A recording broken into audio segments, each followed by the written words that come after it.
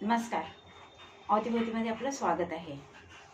आज मी ठाकरे बंधूंविषयी बोलणार आहे. आता सध्या जी परिस्थिती निर्माण झालेली आहे या दोन्ही ठाकरे बंधूंच्या पक्षाच्या बाबतीत आणि त्यांच्या स्वतःच्या बाबतीत, त्यावरून असं वाटतंय की ठाकरे पर्व याचा अस्त होतोय की काय. म्हणजे बाळासाहेब ठाकरे जे हिंदू हृदय सम्राट म्हणून ओळखले जात होते, त्यांच्या विचारधारेचा अस्त नाही होतंय, पण ठाकरे हे जे विरोध मिरवत आहेत की हा आमचा ब्रँड आहे, आमचा ब्रँड आहे म्हणून जे सगळ्या जगापुढे सारखं बोलत राहत आहेत, त्या पर्वाचा अस्त होतोय अशी परिस्थिती निर्माण झालेली आहे. आणि त्यामुळे त्यांची स्वतःचा पक्ष आणि स्वतःला वाचवण्याची एक केविलवाणी तडफड चालू आहे. ये ना के ना प्रकारे ना इथे टिकून राहायचं या राजकारणात, यासाठी खूप धडपड त्यांची चालू आहे आणि ती पाहून त्यांची खूप कीव येते मला. आता पहिल्या प्रथम मी सांगते ते राजसाहेबांबद्दल. राजसाहेबांनी त्यांचा पक्ष महाराष्ट्र नवनिर्माण सेना हा 2006 मध्ये, मला वाटतं मार्चमध्ये सुरू केला. त्यावेळेला आपले हिंदू हृदय सम्राट बाळासाहेब ठाकरे हे हयात होते, पण दोन भावंडांमध्ये उद्धव ठाकरे आणि राज ठाकरे यांच्यामध्ये एक इगोची लढाई सुरू झाली की उद्धव ठाकरेंना वाटत होतं की बाळासाहेब ठाकरे माझे वडील आहेत आणि त्यामुळे त्यांची विरासत वारसा जो आहे तो मलाच मिळाला पाहिजे आणि मीच पक्ष पुढे चालवलं पाहिजे. सगळ्या महत्त्वाच्या गोष्टी माझ्याकडनंच पास झाल्या पाहिजेत, मंजूर करून घेतल्या पाहिजेत. आणि राज ठाकरेंचं असं मत होतं की ते सुरुवातीपासून बाळासाहेब ठाकरेंबरोबर होते आणि हे खरंही आहे. ते प्रत्येक ठिकाणी बाळासाहेब ठाकरेंबरोबर जात होते, त्यामुळे राजकारणातल्या व्यक्तींचा आणि राजकारणाचा त्यांनी जवळून अनुभव घेतला होता आणि त्यांचं अनुभव विश्व हे उद्धव ठाकरेंपेक्षा निश्चितच जास्त चांगलं होतं. आणि त्यामुळेच त्यांना असं वाटत होतं की मलाही पक्षामध्ये स्थान मिळालं पाहिजे महत्त्वाचं, पण ते होऊ शकलं नाही.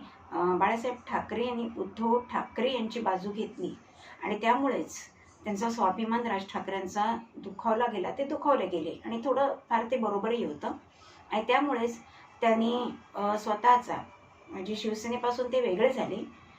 अर्थात शिवसेनेशी भांडून किंवा बाळासाहेबांना कुठची नावं बिवं ठेवून ते वेगळे नाही झाले, तर स्वाभिमानासाठी ते वेगळे झाले आणि त्यांनी स्वतःचा महाराष्ट्र नवनिर्माण सेना हा पक्ष स्थापन केला. आता हा पक्ष स्थापन केल्याला जवळजवळ 17-18 वर्ष झाली.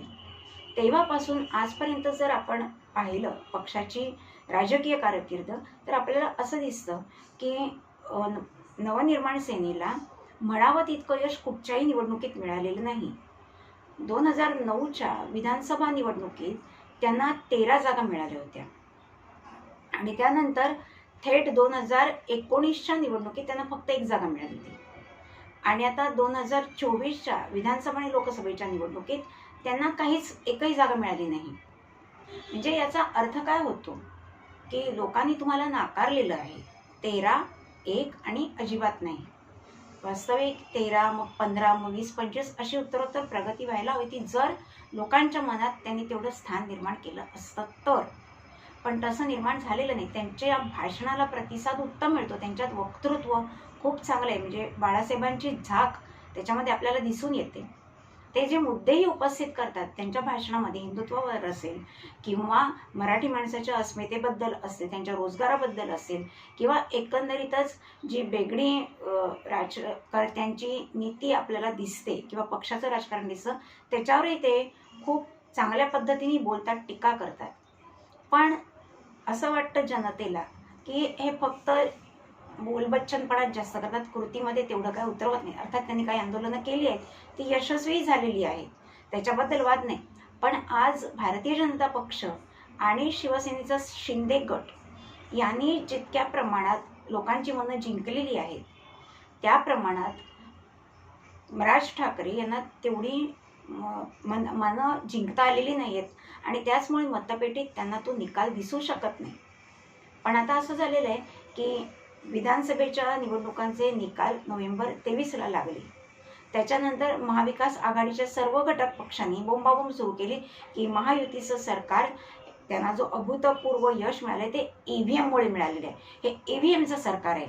म्हणजेच EVM machine, electronic voting machines जी वापरली जातात निवडणुकीमध्ये, ती त्यांनी हॅक केली आणि त्यामुळे मतदार जी मतं करत होते ती महायुतीला जात होते आणि महाविकास आघाडीच्या पारड्यात काहीच येत नव्हतं. आता हे जेव्हा बोंबाबोंब चाललेली होती महाविकास आघाडीची, त्यावेळेला राज ठाकरे गप्प होते. त्यांनी ईव्हीएमच्या विरोधात एक अवाक्षरही काढलं नाही. आणि ती मला एक चांगली गोष्ट वाटली की हा सुज्ञ माणूस आहे आणि अनेक तज्ज्ञांनी याचा पुरावा दिलेला की ईव्हीएम हॅक होऊ शकतच नाही. त्यांचे जे पृथ्वीराज चव्हाण आहेत, काँग्रेसचे ज्येष्ठ नेते, त्यांनी सांगितलं की मी स्वतः इंजिनियर आहे, मला याच्या टेक्निकल बाबी माहिती आहेत, तर ईव्हीएम हॅक होऊ शकत नाही. सुप्रीम कोर्टाने सुद्धा हाच निर्णय दिला की तुम्ही पुरावे सादर करा की ईव्हीएम हॅक होऊ शकतं. तसे तर कोणत्या पक्षाला देता आले नाही. आणि उलट अमेरिकेमध्ये इलॉन मस्क यांनी तर भारतातल्या निवडणूक पद्धतीचं आणि ईव्हीएम मशीनमुळे जे काउंटिंग फास्ट झालं आणि एकेका दिवसात जे रिझल्ट लागत गेले त्याचं तोंड भरून कौतुक केलंय. त्यांनी सांगितलं बघा किती महिने झाले अमेरिकेत आम्ही मतमोजणीच करतोय, पण भारतासारख्या मोठ्या लोकशाही देशामध्ये असं झालंय तर आम्हाला पण ईव्हीएमचा वापर करायला हवा आणि आम्ही आता तो करू अशी त्यांनी घोषणा केली. ते करतात की नाही करतात हा वेगळा मुद्दा आहे, पण तेही प्रभावित झालेले आहेत आणि ईव्हीएम हॅक होऊ शकत नाही हे उघड आहे. तरीसुद्धा आपल्या पराभवाचं खापर त्यांनी ईव्हीएमवर फोडलंय आणि आता 2 महिने या गोष्टीला होऊन गेले, तरीसुद्धा राज ठाकरे यांनी ईव्हीएमच्या विरोधात एक चकार शब्दही काढला नव्हता.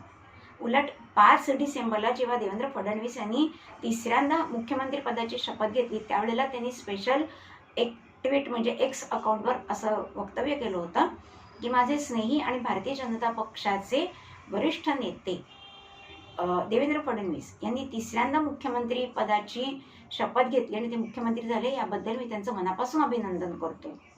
त्यांना ही संधी 2019 मध्ये मिळायला हवी होती, 2022 मध्ये ते उपमुख्यमंत्री झाले, पण आता पुन्हा ते मुख्यमंत्री झालेले आहेत आणि त्यामुळेच त्यांचं मी अभिनंदन करतो. त्यांनी पुढे असंही म्हटलेलं आहे की तुमचा पक्ष आणि तुम्ही जी चांगली कामं कराल, विधायक कामं कराल, त्याला मी सदैव माझ्या पक्षाचा आणि माझा पाठिंबा राहील. पण तुम्ही जिथे जनतेला गृहीत धरता किंवा जनतेची दिशाभूल करता किंवा चुकीची कामं करता, त्यावेळेला मी जरी विधिमंडळात नसलो तरी विधिमंडळाच्या बाहेर जाऊन मी याविरुद्ध आवाज उठवीन. हे खूप चांगलं त्यांनी लिहिलं होतं आणि असं तर सगळ्या विरोधी पक्षांनी करायला पाहिजे. आता यांनी तर भारतीय जनता पक्षाला पाठिंबा दिला होता, त्यामुळे ते विरोधी पक्षात तर जाऊ शकत नव्हते, पण असं असून सुद्धा जर त्यांनी अशी भूमिका घेतली होती तर ती निश्चितच स्वागतार्ह होती. आणि त्यावेळेला सुद्धा त्यांनी ईव्हीएम बद्दल एक चकार शब्दही काढला नाही. आणि आता ते म्हणतात की जेव्हा कार्यकर्त्यांना आणि पदाधिकाऱ्यांना त्यांनी संबोधित केलं काल 30 जानेवारीला, आता महापालिका निवडणुका येण्याच्या पार्श्वभूमीवर ही सभा त्यांना घेणं आवश्यक होतं. 2 महिन्याच्या वर कालखंड निघून गेलेला आहे. त्यावेळेला त्यांनी पक्षामध्ये जी मरगळ आलेली आहे ती झटकून टाकण्यासाठी, कार्यकर्त्यांना प्रोत्साहित करण्यासाठी अशा प्रकारचं बहुतेक विधान केलं असावं की आपल्याला मतं मिळत होती. त्यासाठी त्यांनी राजू पाटलांचं उदाहरण दिलंय की त्यांच्या गावामध्ये त्यांना 1400 मतं तर कन्फर्म होती, पण त्यांना एकही मत मिळालं नाही. पण याच्यावर एकाने असा आक्षेप घेतला की राजू पाटलांना 200 मतं मिळाली होती. आता खरं खोटं काय आहे ते ज्याने आक्षेप घेतला तो आणि जे म्हणतात की ज्यांना एकही मत मिळालं नाही ते जाणे, आपल्याला त्याच्यामध्ये जायची काही गरज नाही. तसंच मराठवाड्याच्या बाबतीतही त्यांनी असं सांगितलं की आपल्या उमेदवारांना मतं मिळाली, म्हणजे लोक आपल्याला मतं देत होती पण ती आपल्यापर्यंत पोचत नव्हती, म्हणजेच ती मतं डायव्हर्ट होत होती महायुतीकडे. आता महायुती म्हटलं तर त्यांनी भारतीय जनता पक्षावर डायरेक्ट आक्षेप घेतलेला नाही, तर त्यांनी अजित पवार आणि शरद पवार यांच्या राष्ट्रवादीवर आक्षेप घेतलाय. त्यांचं म्हणणं होतं की अजित पवारांना लोकसभेत 1च जागा मिळाली होती, आता विधानसभेत त्यांना 42 जागा मिळतात. याचा अर्थ काय, कशी मिळतात, कशा जागा मिळतात? शरद पवारांना सुद्धा तिथे 8च जागा लोकसभेत मिळाल्या होत्या आणि आता त्यांना 10 जागा विधानसभेत कशा काय मिळतात, असा त्यांनी उघड आरोप केला. आणि त्यामुळेच ते असे म्हणतात की ईव्हीएममुळे आपला पराभव झाला. पुढे जाऊन ते असंही म्हणतात की आता निवडणुकांमध्ये काही अर्थच राहिला नाही. उद्धव ठाकरेंचं असंच मत आहे की निवडणुका लढण्यात काही आता अर्थ राहिलेला नाहीये. मग जर अर्थ राहिलेला नाही तर तुम्ही महापालिकेच्या निवडणुकीची का तयारी करताय? महापालिकेच्या निवडणुकीत सुद्धा ईव्हीएमचाच वापर केला जाणार आहे आणि ईव्हीएमचा एवढा निर्वाळा सुप्रीम कोर्टापासून सगळ्यांनी दिलाय. खुद्द काँग्रेसच्या काही वरिष्ठ नेत्यांनी, जसं पृथ्वीराज चव्हाणसारख्या वरिष्ठ नेत्यांनी सुद्धा सांगितलंय की ईव्हीएम हॅकच होऊ शकत नाही. तरी सुद्धा जर तुम्ही मूर्खासारखं जनतेला हेच सांगत असाल की ईव्हीएम दोषी आहे, आज आपली निवडणूक इको फ्रेंडली होती, कारण नाहीतर मतदानासाठी मतपत्रिका बनवण्यासाठी लाखो टन कागद लागतो आणि त्यासाठी हजारो लाखो घरांची कत्तल करायला लागते. मग हे जर आपण थांबवत असतो तर हे स्वागतार्ह पाऊल नाहीये का? याचं ॲप्रिशिएशन करायच्या ऐवजी परत तुम्ही पुराण काळात जाऊ इच्छिता की परत बॅलेट पेपरवर मतदान घ्या का? बॅलेट पेपरमध्ये सुद्धा हॅकिंग होतच की हो. बूथ कॅप्चरिंग होतात, मतपेट्या पळवल्या जातात. आधीच त्या मतपेटीत घातलेली मतपेट्या ज्या असतात, ज्या पक्षाच्या बाजूने त्यांना हवंय ती मतपेट्यांमध्ये मिसळली जातात. हे प्रकार तिथेही होतातच की हो. त्या सुद्धा निवडणुका कुठे एकदम चांगल्या पद्धतीने होतात असं तुम्ही छाटीठोक सांगू शकता? म्हणजे तिथेही तुम्हाला 100% खात्री नाहीच आहे की निवडणुका या सनदशीर मार्गाने आणि योग्य पद्धतीने होतील आणि लोकांची मतं जे ते योग्य आपल्याला कळतील की काय आहेत किंवा काय नाही आहेत. मग ईव्हीएमच्या बाबतीत अशी चूक करणं ही एक घोड चूक आहे. याच्यामध्ये तुम्ही निसर्गाचा ऱ्हास करण्यासाठी पुढे जात आहात असं मला तरी वाटतं. कारण आपणच कागदाचा वापर करत नाही आहोत, त्यामुळे झाडांची कत्तल होत नाही आणि त्यामुळेच पर्यावरणाचा समतोल राखला जातो. कारण त्यात जेवढ्या प्रमाणात कागद निर्मितीसाठी झाडांची कत्तल इलेक्शनच्या काळात केली जाते तितक्या प्रमाणात वृक्षारोपण होत नाही. आणि जरी वृक्षारोपण झालं तरी एक वृक्ष वाढायला 10, 12, 15 वर्ष सुद्धा लागू शकतात. आणि त्या काळात ती जर जगली तर ठीक आहे, नाही जगली तर त्यातली किती मरतात हेही आपल्याला काही त्याचा हिशोब कोणीच देत नाही. आणि त्यामुळे जर परत ईव्हीएम टाकून बॅलेट पेपरवर मतदान घ्या असा जर तुमचा आग्रह असेल तर तुम्ही काळाच्या खूप मागे चाललात असा त्याचा अर्थ होतो. आणि तुम्हाला जर आक्षेप नोंदवायचाच होता तर महाविकास आघाडीच्या सुरात सूर मिसळायला हवा होता. त्यावेळेला तुम्ही चुप बसलात. त्यामुळे कार्यकर्त्यांना वाटलं की नाही, किंवा सामान्य लोकांनाही असं वाटलं की नाही, कमीत कमी राज ठाकरे हे सेन्सिबल आणि एक चांगले म्हणजे सगळ्याची जाण असलेला माणूस आहे आणि त्यामुळेच त्यांनी ईव्हीएमवर आक्षेप घेतला नाही. पण आता तुम्ही त्यांच्याच पंक्तीत जाऊन बसलात हे जनतेला कळलं. आणि त्यामुळे मला वाटतं ईव्हीएमला दोष देण्यापेक्षा तुम्ही आत्मपरीक्षण करावं.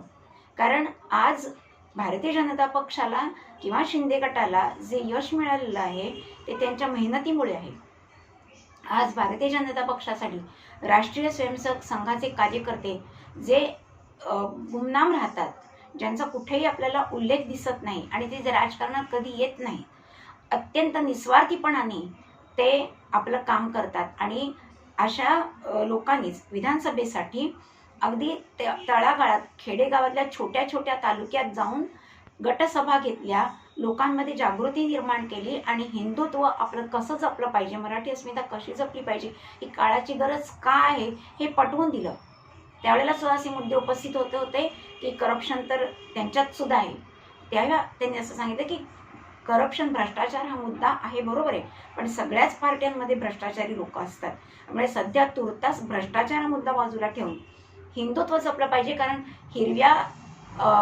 हिरवं अतिक्रमण जे आहे ते आपल्यावर आतंकवाद आपल्यावर वेगाने येत आहे आणि महाविकास आघाडीतर्फे तो येत आहे. आणि तो जर आपण रोखला नाही तर उद्या हिंदूंचं अस्तित्वच संपेल, मराठी माणूसच इथून नाहीसा होईल.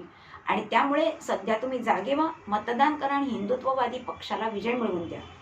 आणि त्याचमुळे फक्त 5% मध्यम वर्ग जागा झाला महाराष्ट्रातला आणि त्यांनी मतदान केलं आणि त्याचमुळे या दोन्ही पक्षांना अभूतपूर्व यश मिळालं.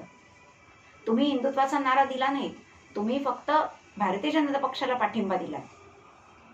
त्याच्यावरनं काम होत नाही, तुमच्या कृतीतूनही तसं दिसायला लागतं, तसं ते दिसत नाही. आणि तशा प्रकारची एक सिस्टीम जी आपण म्हणतो पक्षाची संघटना, तशी तुमच्यात काही पक्ष बांधणी दिसत नाही. या पक्षाचे सर्वेसर्वा तुम्हीच आहात, तुम्हीच एकटे निर्णय घेतात आणि तुमची जी वारंवार तुम्ही भूमिका बदलता ती काय ईडी तुमच्या पाठीमागे लागली म्हणून तुम्ही बदलता असं नाही आहे.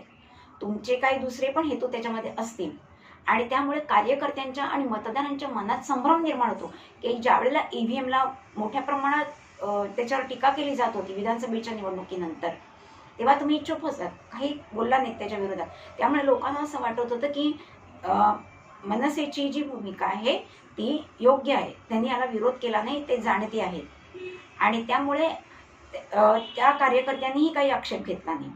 पण आता अचानक 2-2.25 महिन्यानंतर तुम्ही सांगता की ईव्हीएममुळे आपला पराभव झाला. त्यामुळे आता कार्यकर्त्यांना कळत नाहीये की नेमके तुम्ही भारतीय जनता पक्षाच्या बाजूने आहात का विरोधात आहात. आणि त्याचमुळे मतदारांनाही कळत नाही की तुम्ही कधी मोदींच्या बाजूने जाता, कधी मोदींच्या विरोधात जाता, परत तुम्ही कधी मोदींच्या जवळ जाता. मग नक्की आम्ही करायचं काय? तर आज तुमच्याकडे तशी सिस्टीमच नाही आहे की तुम्ही तुमच्या पाठीमागे चांगली फळे निर्माण करायला हवी, तळागाळापर्यंत पोहोचणारी, आणि त्यातून जो तुम्हाला फीडबॅक मिळतो तुमच्या कार्यकर्त्यांकडून जनतेचा जो प्रतिसाद आहे, जनतेची जी मतं आहेत ती तुमच्याकडे पोचतच नाही. आणि त्यामुळेच तुम्हाला 17 वर्षानंतर सुद्धा कार्यकर्त्यांना ट्रेनिंग द्यायला लागतं, की जेव्हा लोक तुमच्याकडे अप्रोच होतात किंवा तुम्ही लोकांपर्यंत जेव्हा पोहोचतात तेव्हा तुम्ही काय बोलायला पाहिजे, तुम्हाला काय माहिती पाहिजे, आणि तुम्ही तुमची जी धोरण तुम्ही बदलता, भूमिका बदलता, त्याच्यासाठी तुम्ही एक अख्खा इतिहास 1947 पासूनचा आपल्या कार्यकर्त्यांना सांगितला की काँग्रेसने कशी आपली भूमिका बदलली, जनसंघ ज्यावेळेला भारतीय जनता पक्ष किंवा विश्व हिंदू परिषद नव्हती त्यावेळेला जनसंघाने आपली भूमिका कशी बदलली, मग अटल बिहारी वाजपेयींनी कशी बदलली, शिवसेनेने पण काही काळात आपली भूमिका ज्यावेळेला अंडीवडे शिवसेना त्यांनी कशी बदलली. मग त्यांना तुम्ही प्रश्न विचारत नाही, फक्त मलाच का विचारता. लक्षात ठेवा की एखाद्या पक्षातली लोक जेव्हा भूमिका बदलतात त्यावेळेला आक्षेप लोक उठवतात, पण जेव्हा एक पक्षप्रमुख आपली मूळ विचारधारा सोडून आपल्या सर्वस्वी विरोधात असलेल्या ज्या विचारधारेचा त्यांनी काय निषेधच केलेला असतो, अशा विचारधारेशी जेव्हा एकरूप होतात आणि मतदारांना सांगतात की हीच विचारधारा बरोबर आहे, त्यावेळेला मतदारांना संभ्रम निर्माण होतो, कार्यकर्त्यांमध्ये संभ्रम निर्माण होतो की आपण नक्की काय करायचं. आणि म्हणूनच तुमच्या कार्यकर्त्यांना योग्य प्रचार करता येत नाही आणि मतदारांनाही तुमची मतं समजत नाहीत आणि त्यामुळे मतं तुम्हाला मिळत नाही. त्यामुळे तुम्ही ईव्हीएमला दोष देण्यापेक्षा सुद्धा आत्मपरीक्षण करावं आणि काय चुका होत्यात त्या तपासून काढाव्यात आणि त्याप्रमाणे सुधारणा करावी. कारण तुम्ही मराठी माणसासाठी झगडता, आंदोलनं करता आणि ती यशस्वी करता, याबद्दल काही वादच नाही आहे. पण त्याच्यासाठी जो एक बेस निर्माण करायला लागतो आणि जे सातत्य लागतं ते तुमच्या पक्षामध्ये दिसत नाही आहे आणि त्याचमुळे लोक तुम्हाला मतदान करत नाही. आणि म्हणून तुम्ही आत्मपरीक्षण करून आपल्या पक्षाची जी बांधणी आहे ती अधिक चांगली मजबूत करावी, जेणेकरून तुम्हाला तळागाळापासून वरच्या लोकांपर्यंत काय विचारधारा आहे, त्यांच्या अपेक्षा काय आहेत हे समजेल आणि त्याच्याप्रमाणे तुमची धोरणं तुम्हाला राबवता येतील आणि त्यामुळे तुम्हाला लोकांचा प्रतिसाद मिळेल. अन्यथा लोक नुसत्या भाषणबाजीला भुलणारी आता राहिलेली नाहीत, हे तुम्ही ध्यानात ठेवावं. आणि जाता जाता मला अजून एक सांगावं असं वाटतं की उद्धव ठाकरे जे आहेत त्यांनी विधानसभेच्या निवडणुकानंतर म्हणजे आता महापालिकेच्या निवडणुकीच्या पूर्वी एक मोठं वक्तव्य केलंय की मी भारतीय जनता पक्षाला सोडले पण मी हिंदुत्व नाही सोडलेलं. ठीक आहे, तुम्ही हिंदुत्व नाही सोडलं असं म्हणता. मग आता 2 दिवसापूर्वी जेव्हा वक्फ बिल चर्चेला आलं होतं लोकसभेमध्ये, त्यावेळेला याच उबाठाच्या नेत्यांनी तिकडे किती गोंधळ घातला आणि काँग्रेसपेक्षाही जास्त हे आक्रमक होते की हे वक्फ बोर्डाला जो विरोध होतोय तो अवाजवी आणि राजकीय हेतूने किंवा राजकीय स्वार्थासाठी हे बिल आणलं जाते आणि याला आमचा विरोध आहे, याच्यामध्ये मुसलमानांच्या मूलभूत हक्कांवर गदा आणली जात आहे असं वक्तव्य त्यांनी केलं. त्यानंतर वक्फ बोर्डावर हिंदू लोकांची किंवा गैर मुसलमानांची नेमणूक करण्याला त्यांनी विरोध केला. त्यांचं असं म्हणणं आहे मग हिंदू देवस्थानांवर सुद्धा जे हिंदू नाहीत अशा लोकांच्या नेमणुका कराव्या लागतील. पण यामध्ये एक गोष्ट ते विसरतात, लोकांना सांगत नाहीत. ती गोष्ट अशी आहे की भारतातली महाराष्ट्रातली जी काही देवस्थानं आहेत त्या देवस्थानांना सरकारी मदत कुठचीही मिळत नाही.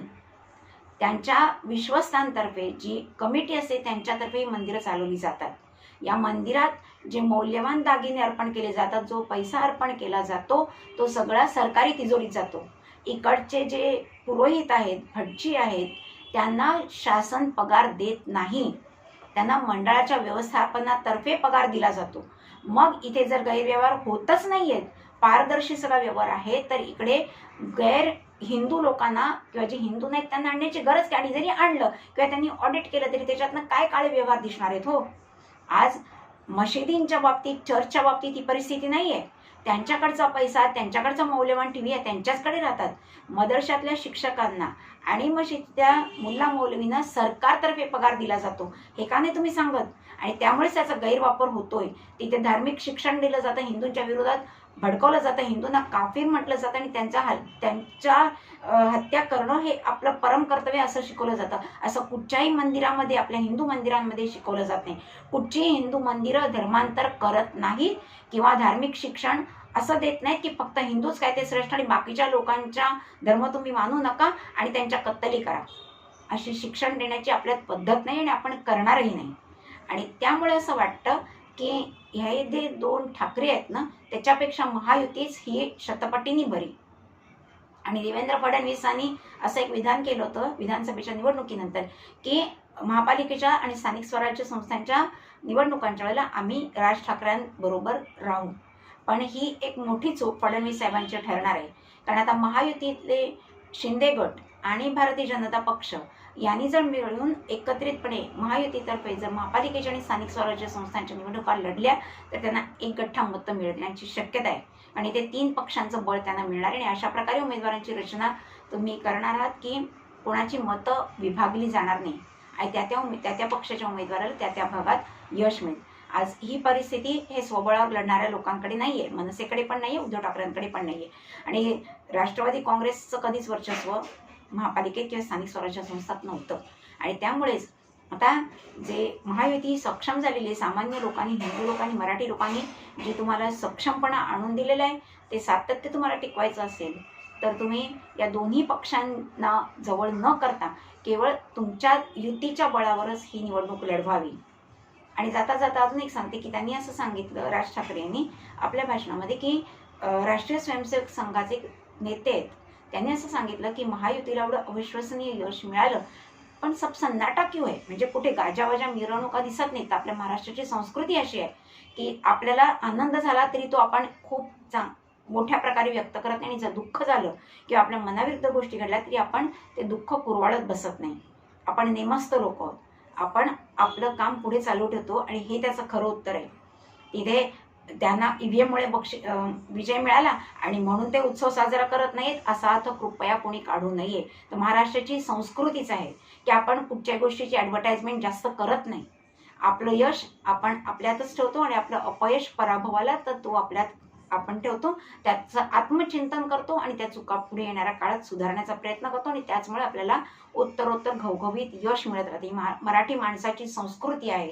ही मराठी माणसाच्या मनाची जडणघडण आहे जीच याच्यातून प्रतीत होते. कारण जेव्हा आता विधानसभेच्या निवडणुका झाल्या होत्या त्यावेळेला एका राज्यामध्ये त्यांचे उमेदवार निवडून येत आहेत असं पहिलं काँग्रेसला वाटत होतं. आणि त्यावेळेला त्यांनी लाडूची ऑर्डर वगैरे मोठ्या प्रमाणात दिली होती काँग्रेसने. आणि जसं दिवस पुढे सरकत गेला त्यावेळेला असं कळलं की महाविकास आघाडीला काही काँग्रेसला काहीच मिळत नाही आहे. आणि त्यामुळे ते सगळे कार्यकर्त्यांची पांगापांग झाली. मग असा जल्लोष महत्त्वाचा आहे की संयमित जल्लोष महत्त्वाचा आहे. आणि नुसता जल्लोष करून पण फायदा नाही. आज ज्यांना तुम्ही निवडून दिलं ते तुमची कामं करतायत की नाही, ते तुमच्या कसोटीला उतरतायत की नाही हे पाहणं महत्त्वाचं आहे.